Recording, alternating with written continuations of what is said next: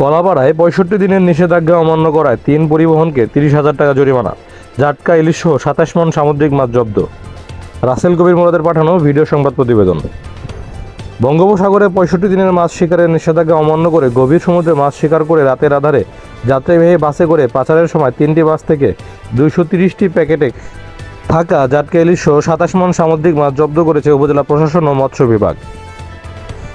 বৃহস্পতিবার রাত ১১টার দিকে কুয়াকাটা কলাপাড়া সড়কের শেখ কামাল সেতুর টোল প্লাজা এলাকায় উপজেলা সহকারী কমিশনার ভূমি কৌশিক আহমেদ ও সিনিয়র মৎস্য কর্মকর্তা অপু সাহার নেতৃত্বে ভ্রাম্যমাণ আদালত ৩টি বাস থেকে এ মাছ জব্দ করেন।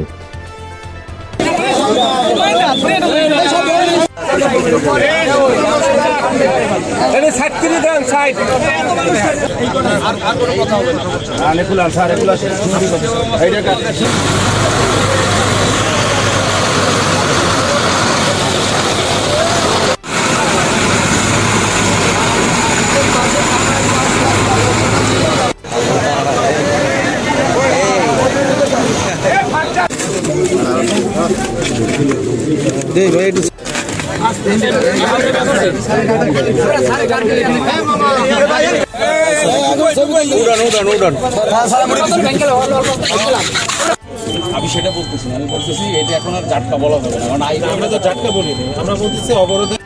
আমি সেটা বলতেছি না, আমি বলতেছি এটা এখন আর জাটকা বলা হবে না, কারণ আমরা তো জাটকা বলি না, আমরা বলতেছি অবরোধের কালে কথা